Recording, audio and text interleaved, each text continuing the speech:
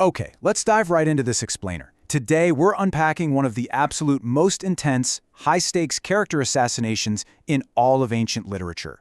We are looking at a literal masterclass in rhetoric, specifically the dark art of the insult, delivered by a figure named Sisupala. We're going to break down the brilliant and honestly brutal strategies he uses to just completely dismantle his opponents.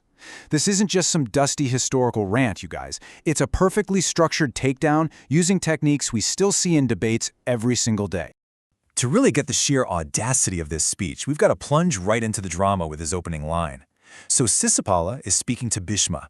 Now, Bhishma is an elder who is universally revered, deeply respected, basically considered the absolute moral compass of his royal house. And how does Sisupala kick things off? Old and infamous wretch. Yeah, he doesn't exactly ease into his critique. He immediately attempts to strip away Bhishma's authority, accusing him of using false terrors to frighten the surrounding monarchs. It is a staggering opening move, and it sets the tone for the whole shebang. So, how does he build his argument from there? Strategy 1. Demystifying the legend. Let's check it out. See, before Sisupala can truly destroy Bhishma, he attempts to dismantle the divine aura surrounding Krishna. He uses the strategy of reductionism. And to pull this off, he leans on this brilliant, highly cynical refrain. What is there remarkable in that? By constantly asking this question over and over, he frames his opponent's absolute greatest achievements as totally unimpressive, everyday occurrences. Sisupala completely strips away the mythology here. On one hand, you have the revered, mythological view of Krishna's acts, right? Lifting the mighty Govardhan mount, defeating powerful foes, breaking grand chariots. But then you have Sisupala's cynical framing directly from the text. He says Govardhan is literally just an anthill that he held up. He claims the foes Krishna slew in his youth were just unskilled in battle. He even dismisses the destruction of a chariot by saying, well, he merely kicked an inanimate piece of wood. You see what he's doing? He takes the miraculous and forcibly drags it down to the mundane. And this is where Sisupala makes a brilliant pivot. He doesn't just stop at mockery. Oh no, he shifts gear into full moral outrage. He creates this verbal rap sheet of the ancient rules he claims Krishna completely violated.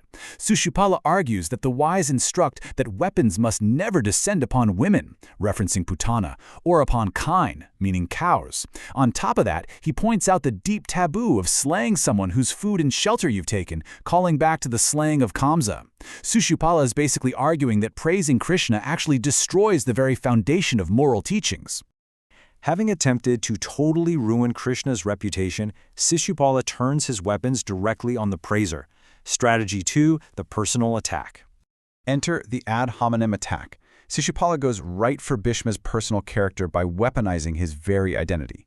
See, Bhishma's defining characteristic in the epic is his terrible, unbreakable vow of lifelong celibacy, a massive sacrifice made for the sake of his father. But Sisupala, he brutally reframes it. He calls it fruitless and claims it stems either from ignorance or from impotence. I mean, ouch. He takes Bhishma's greatest source of honor and twists it into a pathetic, meaningless flaw. But he doesn't just stop with insults, folks. He brings receipts. Sisupala aggressively weaponizes Bhishma's own family history to prove a major point about hypocrisy. So look at the timeline. Year 1, Bhishma, the supposed moral authority, kidnaps the virtuous girl Amba. Then, Bhishma's brother Vichitravirya outright refuses to marry her. And ultimately, boasting of virtue the entire time, Bhishma allowed sons to be begotten by another man upon his brother's widow just to continue the family line. Sisupala uses this exact sequence to back Bhishma into a corner. He's essentially asking, hey, if you're the great expounder of morality, where exactly is your virtue in this incredibly messy family history? Then Sisupala twists the knife with some seriously harsh ancient math. He argues that worship, gifts, study, and massive sacrifices to the Brahmanas, all of that combined, doesn't equal even 1/16 of the merit obtained by simply having a son. And because Bhishma is childless by his own vow, Sisupala concludes that all of his fasting and vows are mathematically and spiritually fruitless. He straight up calls him an expounder of false morality.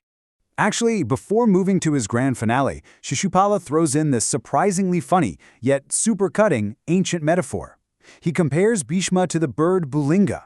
According to the text, this is a bird that foolishly picks particles of flesh right from between a lion's teeth, all while loudly preaching to the other birds against rashness. It's such a brilliant visual. It highlights exactly how Sisupala views Bhishma, someone with a very mean disposition whose actions completely contradict their lofty, preachy words. All right, let's move to the coup de grace. Strategy 3, the allegory.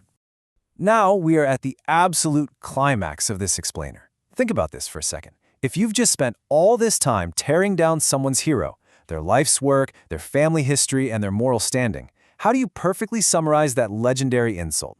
Well, you don't just walk away. You leave them with a story they can literally never forget. Sisupala does exactly this by narrating the ancient fable of the old swan. Let's step through this one together. First, you've got this old swan living on the seacoast, constantly preaching virtue and telling the other birds to forego sin. Second, the other birds trust him so much they actually bring him food and leave their precious eggs with him for safekeeping. Third, while they're all away, the sinful swan is secretly eating their eggs.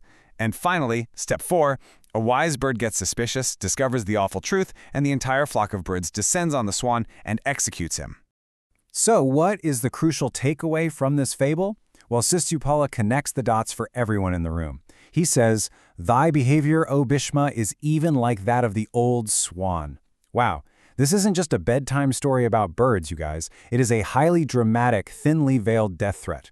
Sisupala is directly warning Bhishma that just like the birds turned on that hypocritical swan, all the assembled lords of the earth might slay Bhishma right there in their anger. He then delivers the final punchline of the ancient proverb to perfectly encapsulate the core theme of his entire rant. Thy sinful act of eating up the eggs transgresseth thy speech. Basically, your actions betray your words. It is the ultimate danger of hypocrisy. Sisupala leaves absolutely zero room for debate here. He frames Bhishma as the ultimate fraud whose grand speeches can no longer hide his destructive actions. And that brings us to the end of our explainer. Sisupala's rhetoric is harsh, it's vicious, and it is incredibly strategic. He uses reductionism to mock the miraculous, ad hominem attacks to destroy personal credibility, and allegory to issue a flat-out threat. And what we should really take away from this is that these rhetorical tools are timeless.